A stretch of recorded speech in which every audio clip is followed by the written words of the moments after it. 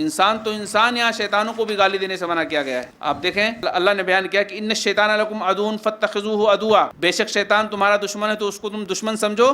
انما یدعو حزبہ لیکونوا من اصحاب السعیر، اس کی تمام جماعتیں آپ کو بلاتی ہیں جہنم کی طرف۔ تمہارا دشمن ہے اس کو دشمن سمجھو، دشمن سمجھنا ہے شیطان کو، لیکن گالی نہیں دے سکتے۔ گالی کیوں نہیں دے سکتے؟ اللہ کے نبی نے دیکھیے منع کیا ہے۔ یہ روایت ہے احادیث الصحیحہ کا، جسے علامہ البانی نے الصحیحہ کے اندر ذکر کیا ہے، حدیث نمبر 2422 میں، کہ آپ فرماتے ہیں کہ لا تسبوا الشیطان وتعوذوا باللہ من شرہ، ہرگز ہرگز شیطان کو گالیاں نہ دو بلکہ اس کے شر سے اللہ کی پناہ مانگو، لیکن گالیاں مت دو۔ شیطان کو بھی گالیاں دینے سے منع کیا گیا ہے۔ کیوں؟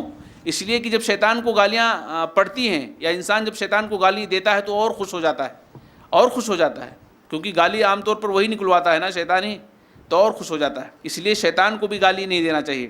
ایک واقعہ بیان کیا جاتا ہے کہ ایک صحابی رسول اللہ صلی اللہ علیہ وسلم کے ساتھ میں تھے سواری پر، آپ کی سواری کو تھوڑی سی ٹھوکر لگ گئی تو اس صحابی نے کہا تئس الشیطان، تئس الشیطان، شیطان ہلاک ہو۔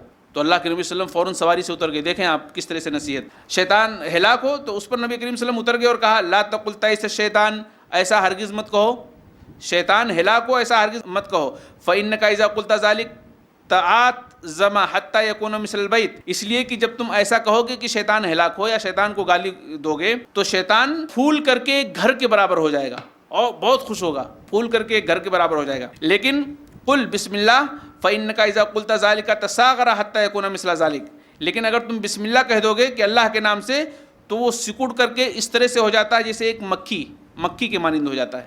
یعنی شیطان کو برا بھلا کہنے سے شیطان اور خوش ہو جاتا ہے، پھول کر کے جو ہے گھر کے نما ہو جاتا ہے، خوب بڑا ہو جاتا ہے۔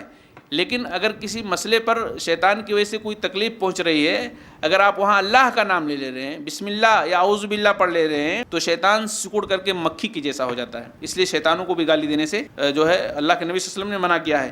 لیکن ہمارے معاشرے میں کیا ہوتا ہے، لوگوں کی حالت یہ ہے کہ گناہ کر کے شیطان کو برا کہتے ہیں، گناہ بھی کرتے ہیں پتہ نہیں کون کون سے گناہ، اور پھر کہتے ہیں کہ شیطان کمینے نے، اور شیطان پتہ نہیں کیا کیا کہتے ہیں کہ اس نے ہم کو یہ کام کروا دیا۔ شیطان کو کیوں آپ الزام دے رہے ہیں؟ اللہ رب العالمین نے آپ کو سوجھ بوجھ دی ہے، اپنی عقل کا استعمال کرتے آپ گناہ کا کام نہیں کرتے، شیطان کو کیوں آپ برا کہہ رہے ہیں؟ جبکہ ایسے موقع پر شیطان کو اگر آپ برا کہیں گے تو حدیث ابھی آپ نے سماعت کر لی کہ شیطان اور خوش ہو جاتا ہے۔ تو اس لیے گناہ کرنے کے بعد اپنے آپ کو کوسو، شیطان کو مت کوسو۔ اللہ نے کہا کہ وَإِمَّا يَنزَغَنَّكَ مِنَ الشَّيْطَانِ نَزْغٌ فَاسْتَعِذْ بِاللَّهِ إِنَّهُ هُوَ السَّمِيعُ الْعَلِيمُ، اور اگر آپ کو شیطان کی طرف سے کوئی وسوسہ ابھارے، شیطان کی طرف سے کوئی وسوسہ ہو تو اللہ کی پناہ مانگیے، اللہ کی پناہ مانگیے، اعوذ باللہ من الشیطان الرجیم پڑھیے۔